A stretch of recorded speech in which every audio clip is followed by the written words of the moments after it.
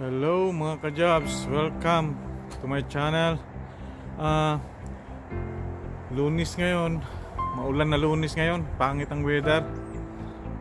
Sana gumanda-ganda maya-maya para kung may gagawin tayo sa labas makapaggawa tayo. At babalik tayo doon sa job site at magkakabit tayo ng mga yung mga furnitures, mga bathroom furnitures sa job site yan. Ang una nating ipipit-in dito ngayon na mga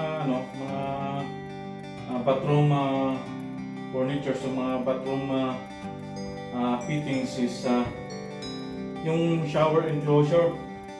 Ito muna ang shower enclosure ang uunahin natin dito kasi pag kabit ng mga ibang mga bathroom furniture ay mahirapan tayong maneuver, kaya kailangan na tong kasi mahahaba kasi ang yung mga walls ng enclosure, kaya uunahin muna natin yung shower enclosure pag kabit. Papakita ko sa inyo. Tapos una is yung pinaka base niya, ito yung pinaka-base niya is so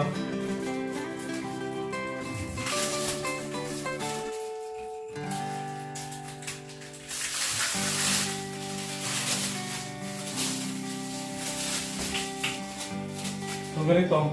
So itatapat mo yan dyan sa dulo. Huwag naman masyadong dulo, kailangan mayroong mga hot ends na allowance or distance from the edge sa shower tray sa base ng shower enclosure. Ito yung pinaka-base niya. So bali sukat tayo dito, tapos bubutasan natin, lalagyan natin siya ng markings, pero kailangan siyang i-level ng strip level.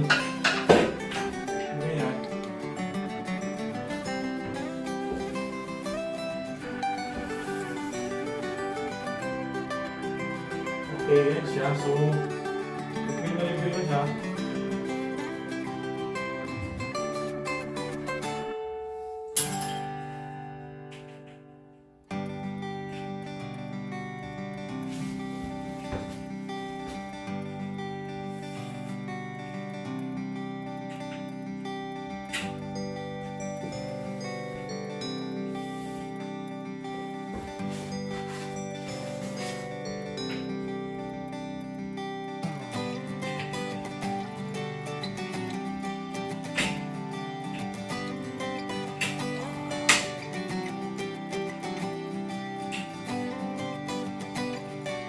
Yan. So, nakakuha na tayo ng marking. Yan. So, may marking na siya. Dito yan na yung natin, yung bubutasin natin dito sa wall para ikabit tong yung pinaka-base niya. Meron din sa kabila kasi dalawa to Dito rin. Ayan.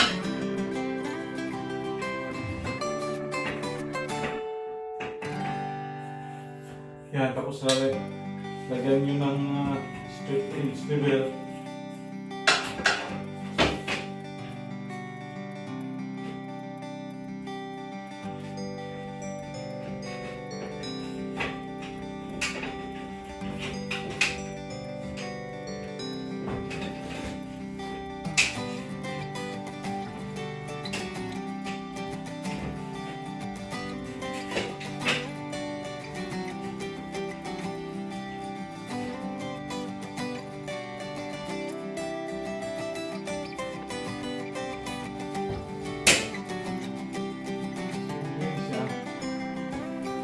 Tingnan nyo kung level na dyan, saka dito sa bottom side, level na rin. Level na rin siya. So maglalagay ka rin ng marking.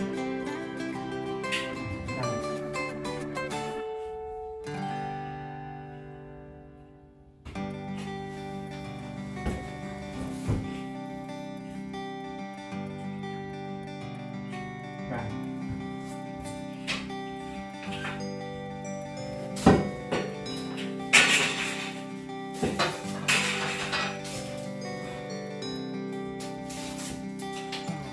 Yan, so meron ka ng guide ng para sa base. Ngayon mag-drill tayo, tapos kakabit natin yung base, saka natin kakabit yung glass enclosure. Okay, yan pala yung yan na pala yung glass ng shower enclosure. Yan siya. So, i-assemble natin yung mga yung mga ibang parts kasi i-assemble, kailangan kasi ito i-assemble yung yung enclosure na to. Hindi siya ready-made, kaya tayo mag-assemble mismo. Okay.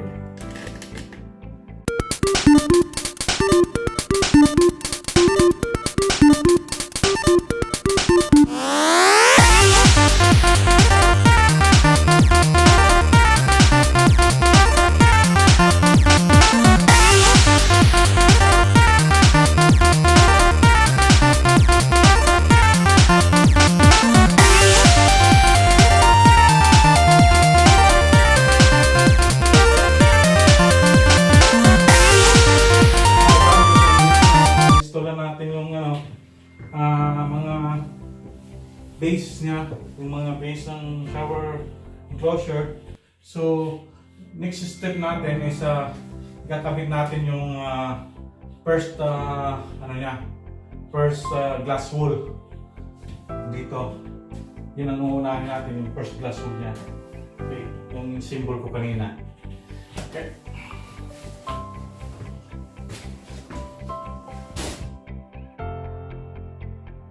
Okay, in place na natin yung dalawang wall.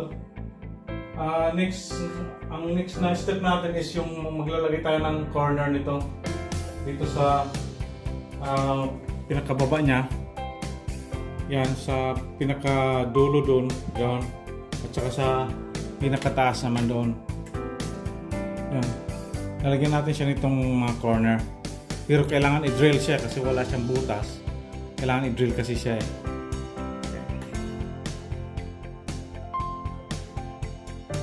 tapos i-drill siya ng kasi may mga kasama siyang screw. Yan, yung screw yan. So ilalagyan siya ng pinaka bali washer cup niya, yung pinaka washer cup niya para lalagyan din siya ng pinaka takip niya.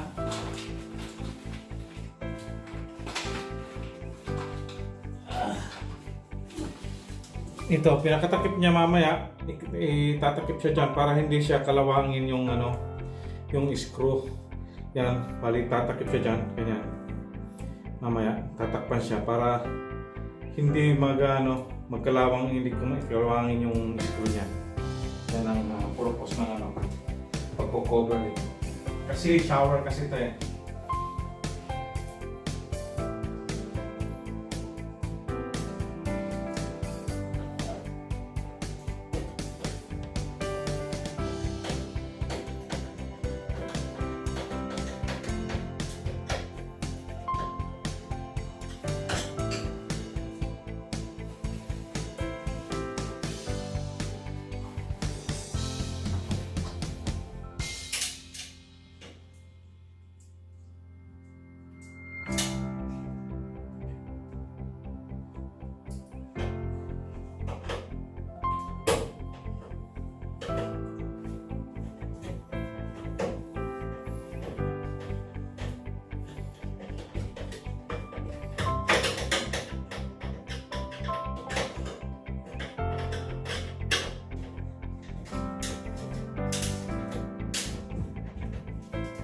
Yan, ganyan.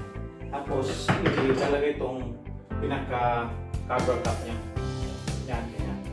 Papakita ko sa inyo mamaya pag matapos na itong may kabit lahat. Papakita ko sa inyo lahat ng kinabit kong screws.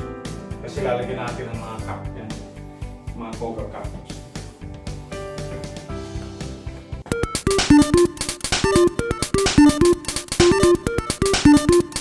Ngayon naman,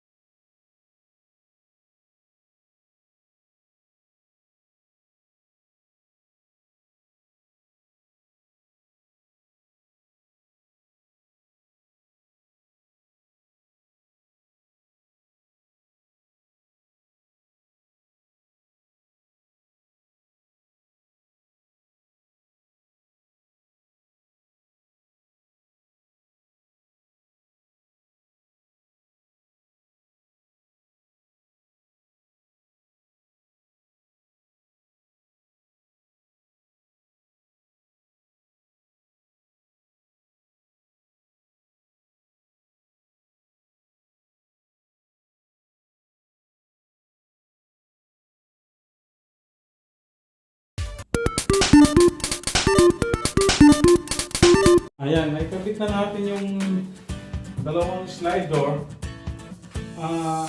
Importante na hindi kayo magkamali paglagay ng ganito rin para dito sa handle. Kasi yan din ang dapat bantayan. Yung hindi kayo dapat magkamali ng ano. Kasi pag magkamali kayo, babalik na naman kayo mag-change ng positioning ng roller. Kaya before magkabit ng roller is tingnan muna kung saan banda yung butas ng handle.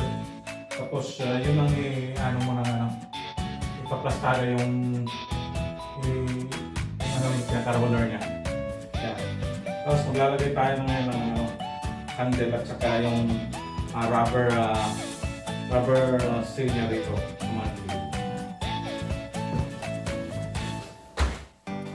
Ito na pala yung niya, yung handle dito, both sides. So, yan, kakabit natin.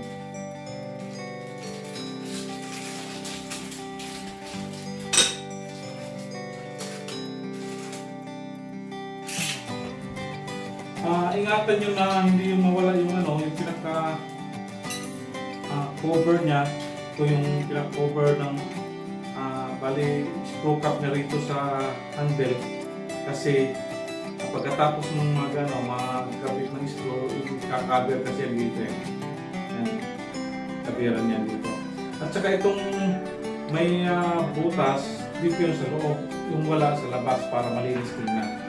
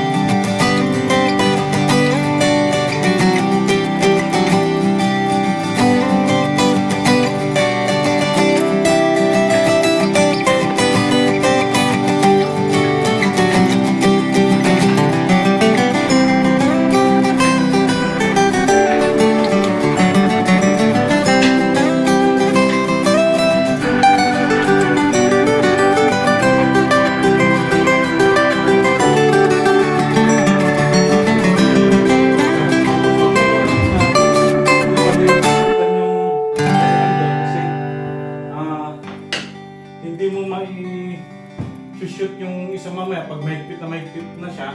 So kailangan medyo luwangan mo na siya para makapag ng option para mai-screw yung isang butas. Yan.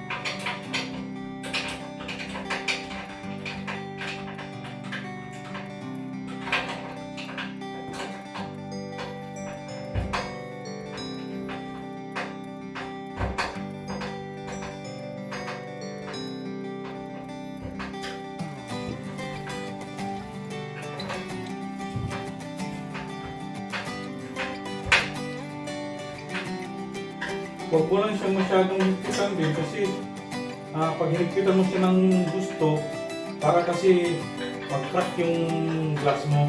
Kaya tansya-tansyahin mo rin yung higpit mo. Hindi mo na may higpit na parang hindi na siya umiikot. Yun. Yan. Ganyan. Tapos saka ilalagay yung pinaka-cover niya. Ito.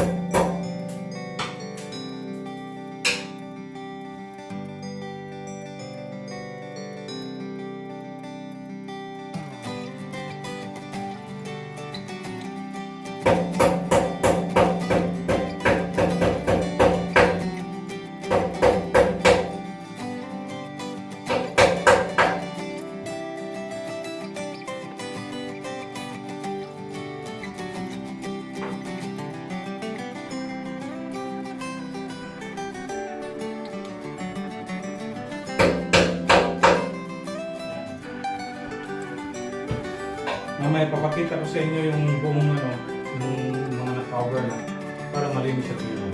Ganoon din sa kabila, parehas na ang process.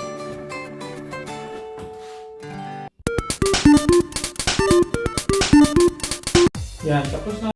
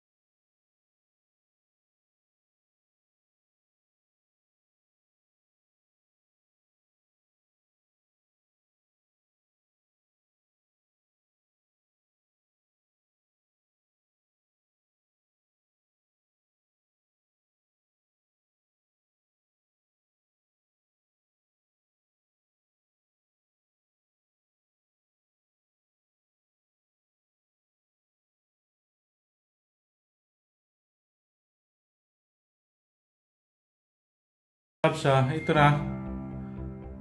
Nakabit na natin ng buo yung yung shower enclosure. Yan, ipapakita ko sa inyo yung sinasabi ko yung mga cover. Yan, ito may mga cover na rin yan. Malinis siyang tingnan. Yan, ito yan, yung mga cover siya. Yan, para hindi kalawangin yung yan.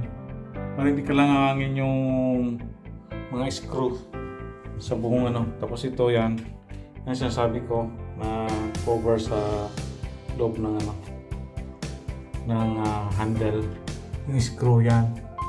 May mga cover na siya lahat. Yan, doon sa kabila. Tapos ito yung magnet yan, tsaka yung rubber seal niya yan. Bali magtutugma siya yung isa at saka yung isa magtutugma siya yan para hindi lumabas yung tubig. Yan. Yan ang kabuuan na pagka-symbol natin ngayon ng ng shower enclosure. Yan siya. Okay guys, thank you for watching. Please like, subscribe, and comments below. Bye.